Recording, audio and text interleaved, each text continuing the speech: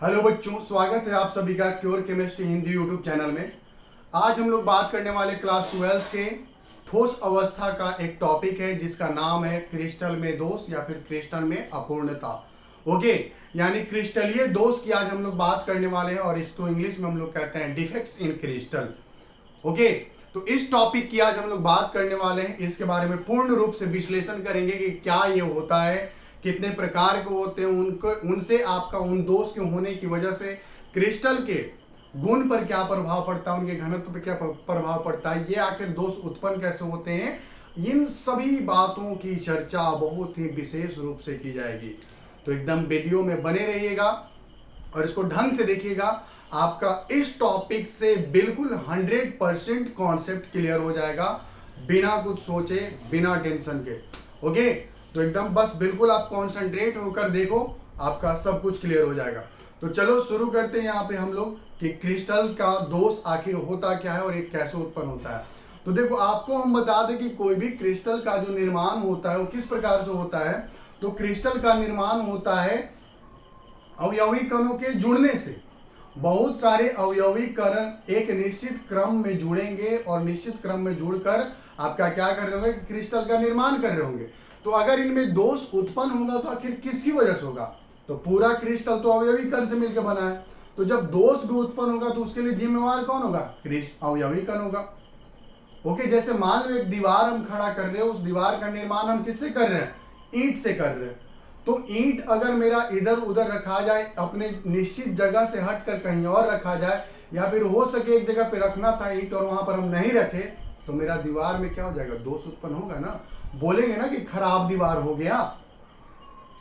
उसी प्रकार से क्रिस्टल में जो यहाँ पर परमाणु है, जो अवयवी कण है, इन अवयवी कणों के आपका जो पोजीशन है, स्थिति है, उस स्थिति पे ना रखा कि किसी और स्थिति पे रखा जाएगा, उस पोजीशन पे ना रखा किसी और पोजीशन पे रखा जाएगा, या फिर वहां रखाएगा ही नहीं, तो दोष उत्पन्न होना है। ओके, तो अब हम लोगों को जानना है कि किस प्रकार के मूल रूप से दोष हैं। तो हम लोग बात करेंगे आज जो है बिंदु दोष और रेखीय दोष। दो यहाँ पर दोष होते हैं। बिंदु दोष के बारे में हम लोगों को क्लास 12 में पूरा विश्लेषण में पढ़ना है। रेखीय दोष के बारे में नहीं पढ़नी हम लोगों को। रेखीय दोष का जो है खाली परिभाषा हम लोग जान लेंगे यहाँ पे, सिर्फ और सिर्फ परिभाषा। उसके बाद इसके बारे में हम लोग को कुछ नहीं जानना, लेकिन बिंदु दोष के बारे में हम लोग को पूर्ण रूप से इसके प्रकार के बारे में जानना है, इसके बारे में समझना है। तो चलो शुरू करते हैं कि बिंदु दोष क्या है। बिंदु से समझ में आना कि बिंदु मतलब एकाध जालक बिंदु की बात कर रहा, 1 2 3 4 हो सकते हैं। तो क्रिस्टल में जालक बिंदुओं से अवयवी कणों के मुक्त या विस्थापित होने से उत्पन्न दोष को बिंदु दोष कहते हैं। ओके, किसी क्रिस्टल जालक में जो जालक बिंदु होगा, जालक बिंदु पे परमाणु उपस्थित होगा, वहां से आपका जालक बिंदु से अगर अवयवी कण मुक्त हो जाता है, यानी क्रिस्टल जालक से निकल जाए, या फिर वो अपने जालक बिंदु से हटकर क्रिस्टल में ही किसी और जगह पे आ जाए, तो इससे उत्पन्न दोष को हम लोग बिंदु दोष कह रहे हैं। क्लियर है? इसको बिंदु दोष कह रहे हैं। इसका विश्लेषण करेंगे आगे हम। रेखीय दोष मतलब एक पूर्ण रूप से लाइन में, एक रेखा में, ठीक है, एक रेखा में जो उत्पन्न दोष होगा। तो क्रिस्टल में जालक बिंदु के पंक्तियों से अवयवी कणों के मुक्त या विस्थापित होने से उत्पन्न दोष को रेखीय दोष कहते हैं। कैसे होगा उत्पन्न? तो भाई एक पंक्ति पूरा गायब हो जाएगा। मान लो इस प्रकार से रहा होगा मेरा,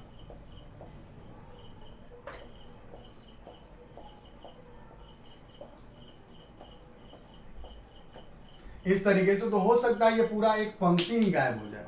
ये पूरा एक पंक्ति गायब हो गया, तो इससे जो उत्पन्न दोष है उसको क्या बोलेंगे हम लोग? रेखीय दोष बोलेंगे। ओके, और वहीं अगर बात करते हो आप, वहीं पर अगर मान लो हम लोग बात करें कि ये सभी मान लो जालक बिंदु है, जालक बिंदु में ये परमाणु हो गए, ब्लैक से परमाणु को हम दिखा दे रहे, मान लो इस प्रकार से परमाणु भरे हुए थे, और यहां से क्या आ जाए कि कहीं एक या दो पोजीशन से मान लो यहां से हट जाए, यहां से हट जाए, तो ये बिंदु दोष हो सकता है। या फिर मान लो ये वाला यहां से हट के इस जगह पे आ जाए तो इसको बिंदु दोष बोलेंगे। क्लियर है? अपने जालक बिंदु को छोड़कर किसी और स्थान पे आ गया, इस तरह के स्थान को हम लोग अंतरकाशीय स्थान कहते हैं या अंतरालीय स्थान कहते हैं। इसके बारे में आगे बात करेंगे। ओके, तो ये आपका कौन सा दोष हो जाएगा? बिंदु दोष। लेकिन पूरे एक पंक्ति के हट जाने से उत्पन्न दोष को हम लोग क्या बोलेंगे? रेखीय दोष कहेंगे। समझ में आ गई बात? चलिए, तो अब हम लोग बात करते हैं कि बिंदु दोष कितने प्रकार के होते हैं और इनका पूर्ण रूप से विश्लेषण करें। तो चलिए शुरू करते हैं। तो हम लोगों को क्लास 12th में बिंदु दोष के बारे में चर्चा करना है। तो हम लोग शुरू करते हैं कि बिंदु दोष क्या है और इसकी परिभाषा क्या है। इसके बिंदु दोष का परिभाषा तो आपको हम ऑलरेडी बता दिए। अब हम लोग जानेंगे कि बिंदु दोष के प्रकार क्या होते हैं और वो जो प्रकार है उनके प्रकार क्या क्या होते हैं, उन सभी बारे में हम लोग यहाँ पर चर्चा करते हैं। तो चलो शुरू करते हैं। देखो, स्टोइकियोमेट्री, इसके 3 प्रकार होते हैं। एक स्टोइकियोमेट्री दोष, दूसरा अशुद्धता दोष और तीसरा नॉन स्टोइकियोमेट्री दोष। 3 प्रकार के दोष, स्टोइकियोमेट्री, शुद्धता, अशुद्धता और नॉन स्टोइकियोमेट्री, 3 प्रकार के दोष हैं। तो सबसे पहले तो हम लोग पढ़ लें कि ये आपका स्टोइकियोमेट्री दोष क्या है।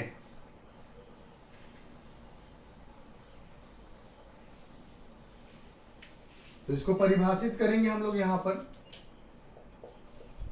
कि वह बिंदु दोष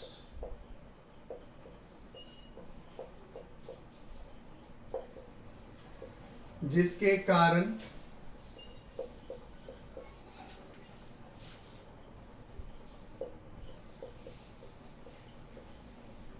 क्रिस्टल के संरचना एवं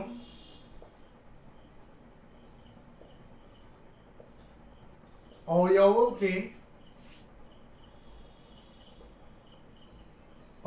के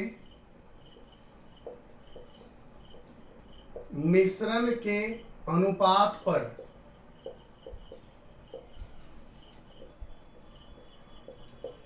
कोई प्रभाव नहीं पड़ता है।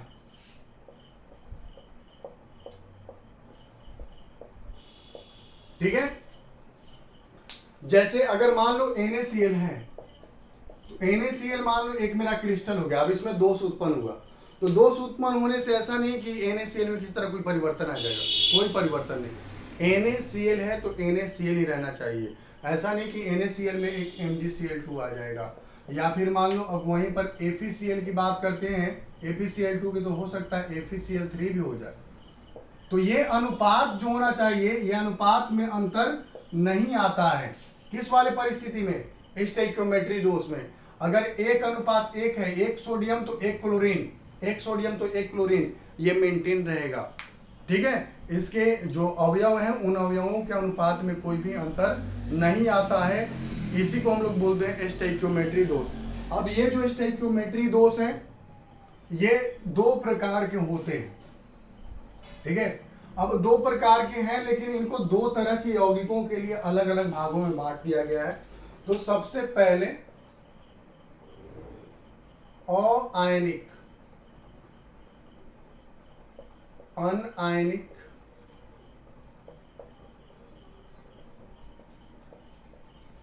ठोसों के लिए, अनआयनिक ठोसों के लिए पहला है, अनआयनिक ठोसों के लिए पहला दोष है अरिक्तिका दोष, जिसको हम लोग इंग्लिश में बोलते हैं वैकेंसी डिफेक्ट। तो भाई ये रिक्तिका दोष क्या है, इसकी बात कर ले, हम लोग चर्चा कर लेते हैं इसमें। ओके, रिक्तिका दोष क्या है? तो देखो अब आपको समझाते हैं, यहाँ पे ढंग से समझना।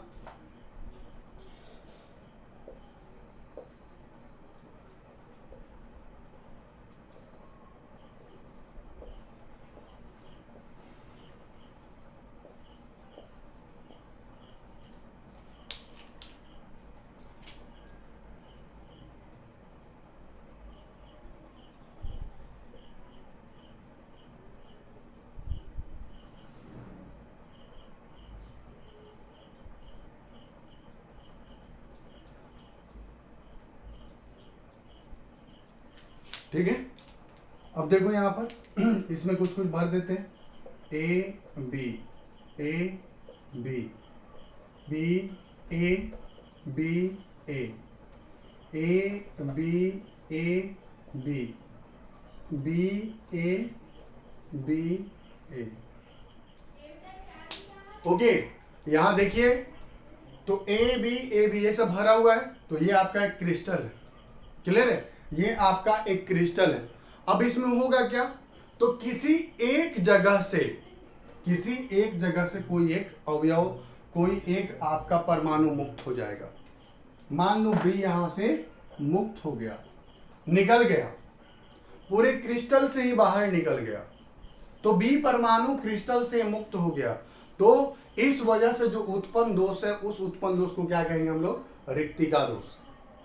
क्लियर है, इससे उत्पन्न दोष को क्या बोलेंगे हम लोग, रिक्तिका दोष कहेंगे। तो चलो इसको परिभाषित कर लें कि वह दोष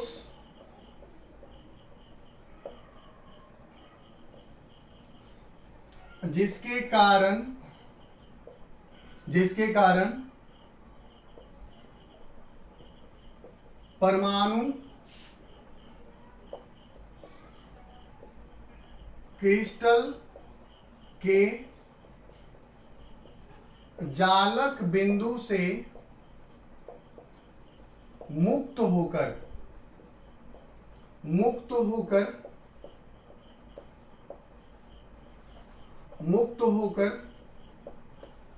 बाहर निकल जाता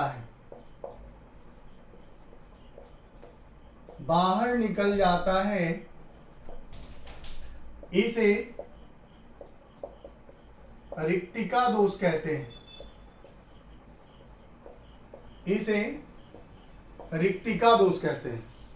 क्लियर है कि क्रिस्टल के अंदर जो जालक बिंदु है, जालक बिंदु से परमाणु क्या हो जा रहा, मुक्त हो जा रहा, वहां से बाहर निकल जा रहा। तो इस प्रकार से जो उत्पन्न दोष है उसको क्या कहेंगे, रिक्तिका दोष कहेंगे, वैकेंसी डिफेक्ट कहेंगे।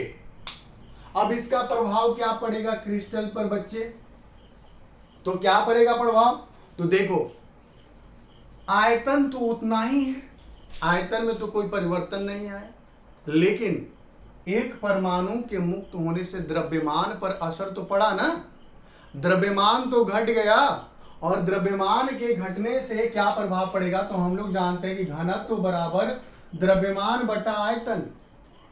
तो अगर द्रव्यमान घट रहा है तो यहां पर घनत्व भी क्या होगा, घटेगा।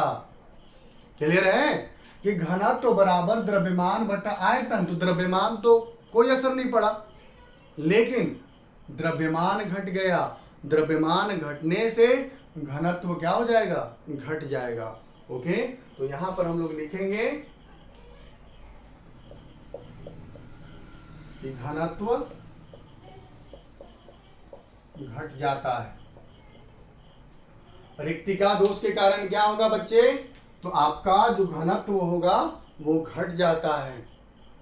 समझ में आ गई बात, तो ये हो गया हम लोग का रिक्तिका दोष। अब हम लोग दूसरे प्रकार की बात करें। ओके, अभी हम लोग किसके लिए पढ़ रहे हैं, तो अनआयनिक ठोसों के लिए। अब चलो रिक्तिका दोष को कर लिए, तो चलिए अगला अब हम लोग काम करें दूसरा प्रकार।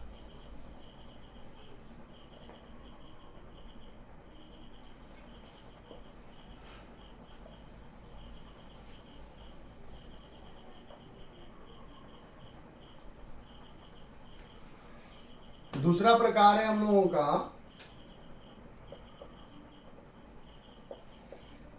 अंतराकाशी दोष, या अंतराली दोष भी कहीं कहीं लिखा हुआ रहता है। इसको हम लोग बोलते हैं इंटरस्टिशियल डिफेक्ट, इंग्लिश में इंटरस्टिशियल डिफेक्ट, इंटरस्टिशियल डिफेक्ट भी इसको हम लोग कहते हैं। देखिए ये दोष क्या है, यहां पर समझो।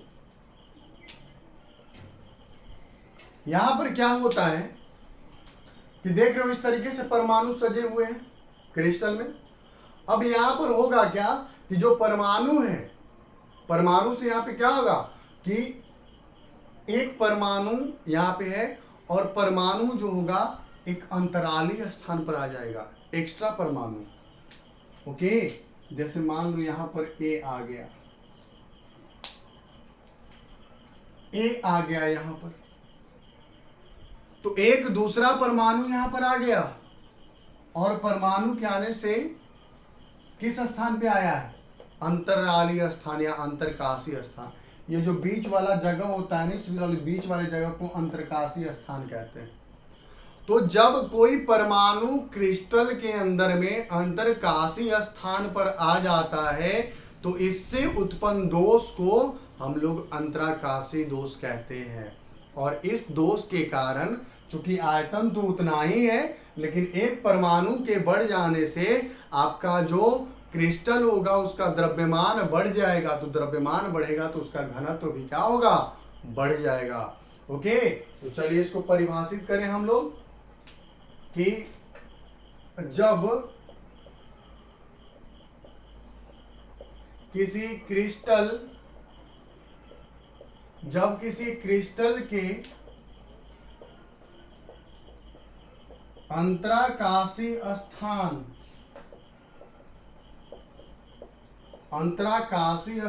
पर, ओके, अंतराकाशीय स्थान पर अतिरिक्त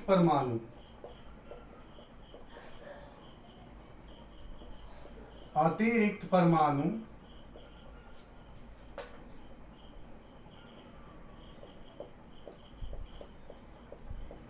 आ जाता है तो उत्पन्न दोष को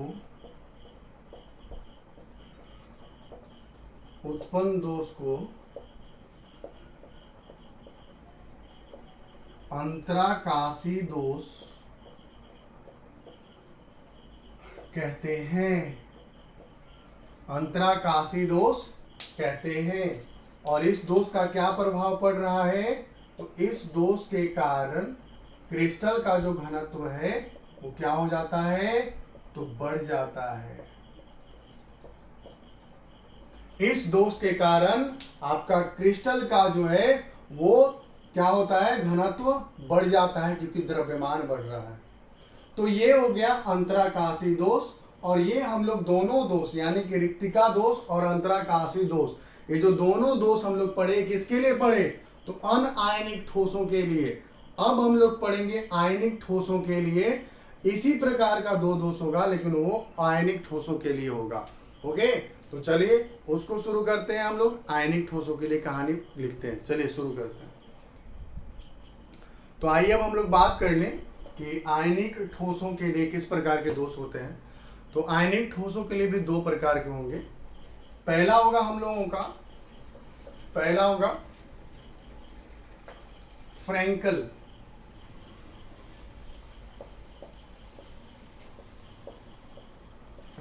दोष। हम लोग लिखेंगे इसको इंग्लिश में Frenkel defect. Okay, Frenkel defect. तो आखिर ये दोष क्या है, इसको चलिए परिभाषित करते हैं और इसको समझते हैं क्या है। तो देखो, इस दोष में क्या होगा? तो यहां से आपका क्या होता है कि ओके, यहां पर क्या होगा कि पॉजिटिव धनायन जो होता है, क्लियर, जो धनायन होगा, ये धनायन जो होगा अपने जालक बिंदु को छोड़कर अंतरकाशीय स्थान पर आकर बैठ जाएगा। बस अपने जालक बिंदु को छोड़ेगा और किसी भी अंतरकाशीय स्थान पर आकर बैठ जाएगा। क्लियर है? किसी अंतरकाशीय स्थान पर आकर बैठ जाएगा। तो इससे उत्पन्न जो दोष होता है उसको हम लोग फ्रैंकल दोष कहते हैं। क्लियर है? इससे उत्पन्न दोष को क्या कहेंगे हम लोग? फ्रैंकल दोष कहेंगे। और ऐसा क्यों होता है? तो चूंकि जो धनायन होते हैं, ये धनायन का जो आकार होता है छोटा होता है। क्लियर? धनायन का आकार छोटा होता है और ऋणायन का जो आकार होगा वो बड़ा होता है।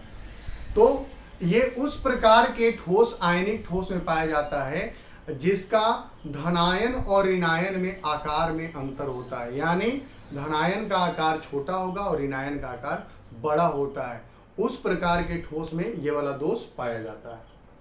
तो आइए परिभाषित कर ले इसको। तो वह दोष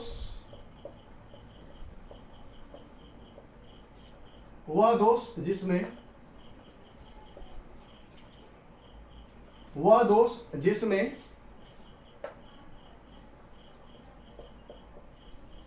धनायन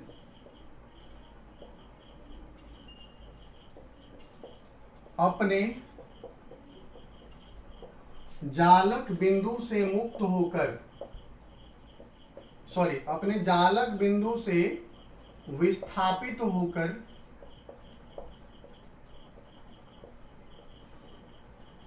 किसी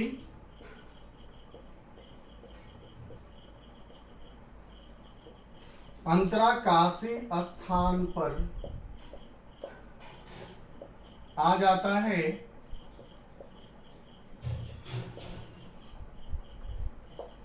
इसे फ्रैंकल दोष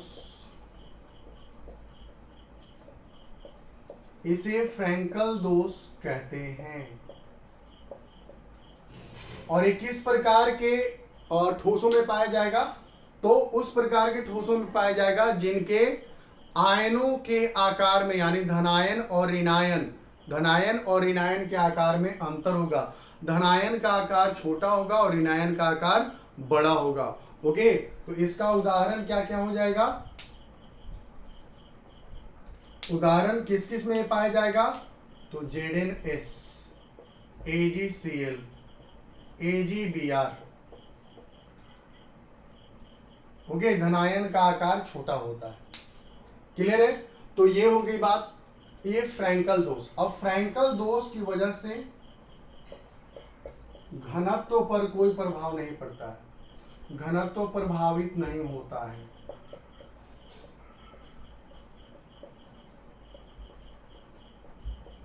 घनत्व प्रभावित नहीं होता है। इस दोष के कारण घनत्व पर किसी प्रकार का कोई भी प्रभाव नहीं पड़ता है। क्लियर होगी बात? चलिए अब आगे बात करते हैं। प्रभावित नहीं होता है तो अब आगे हम लोग बात करें, कहानी आगे लिखें। चलिए अगला देखते हैं। फ्रैंकल दोष तो हम लोग कर लिए, अब आगे देखते हैं शॉटकी दोष।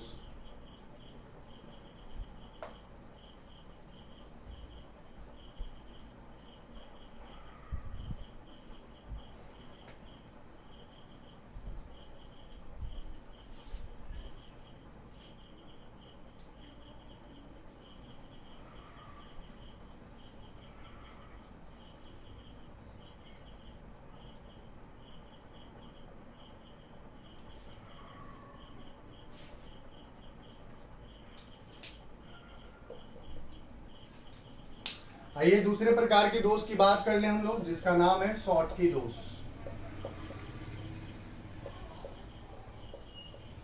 इसको इंग्लिश में लिखेंगे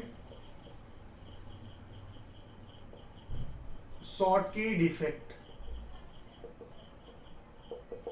शॉटकी डिफेक्ट, तो देखिए क्या क्या है अपना शॉटकी डिफेक्ट, इसकी कहानी हम लोग देख लें। तो देखिए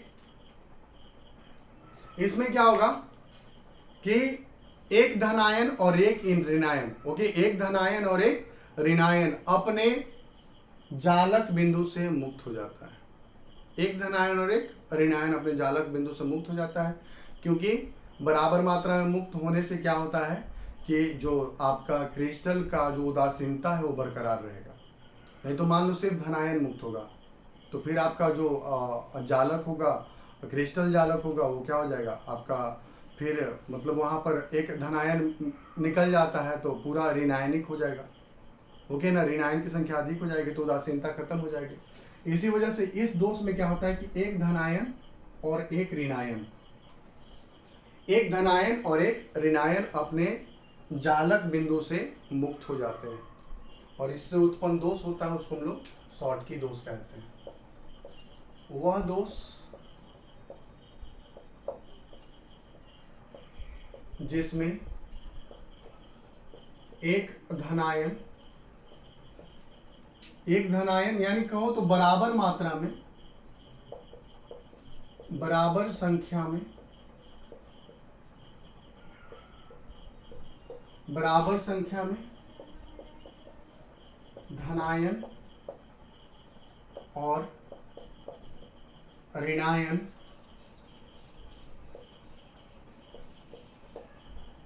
अपने जालक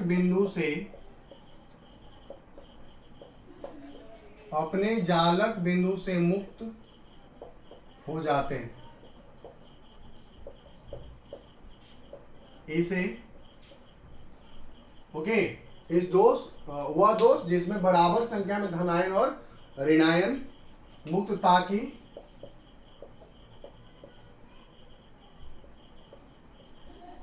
क्रिस्टल की उदासीनता प्रभावित न हो।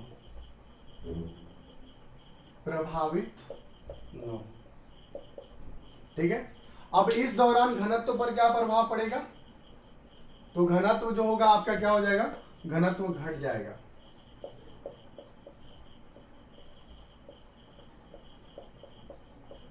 घनत्व घट जाता है। ओके, इस दौरान क्या होगा? तो घनत्व जो है वो घट जाता है। क्लियर होगी बात? तो ये हो गया हम लोगों का। अब एक कहां पाया जाएगा? तो ये पाया जाता है जहां पर ऋणायन और धनायन और ऋणायन जो है उनके आकार में किसी तरह का अंतर नहीं होता, जैसे NaCl में पाया जाएगा, AgBr में पाया जाता है। ओके, इन सब में पाया जाएगा। अब एक खास बात आपको यहां पर बता दें कि AgBr एक ऐसा ठोस होगा, एक ऐसा आयनिक ठोस जिसमें शॉटकी दोष और फ्रैंकल दोष दोनों पाया जाता है। इस बात को बिल्कुल दिमाग में रखना, ये आपके एग्जाम में पूछता है कि किस प्रकार का दोष है और कौन सा ऐसा आयनिक ठोस है जिसमें दोनों प्रकार का दोष पाया जाएगा। तो आपका आंसर होगा AgBr, एक ऐसा ठोस है जिसमें दोनों प्रकार के दोष पाए जाते हैं। क्लियर? तो ये हो गया शॉटकी दोष और आपका इससे पहले हम लोग फ्रैंकल दोष पढ़े। तो ये रहा आपका स्टोइकियोमेट्री दोष। क्लियर है?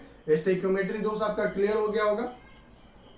अब एक वीडियो और हम लोग कवर करेंगे और उस वीडियो में हम लोग बात करेंगे नॉन स्टोइकियोमेट्री दोष और अशुद्धता दोष की। ओके, उस वीडियो में हम लोग नॉन स्टोइकियोमेट्री दोष और अशुद्धता दोष की बात करेंगे।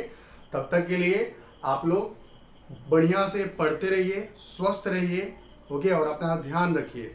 ओके, फिर मिलते हैं हम लोग नेक्स्ट वीडियो में और तब वहां पर हम लोग बात करते हैं। तब तक के लिए धन्यवाद। और एक खास बात, एक खास सूचना कि आपका जो इससे पहले जो भी हम लोग पढ़े हैं, अगर उन सब का भी वीडियो आपको देखना है तो आप क्या करोगे, इस वीडियो के डिस्क्रिप्शन में जाओगे, वहां पर पूरे ठोस अवस्था का प्लेलिस्ट का आपको लिंक दिया गया है।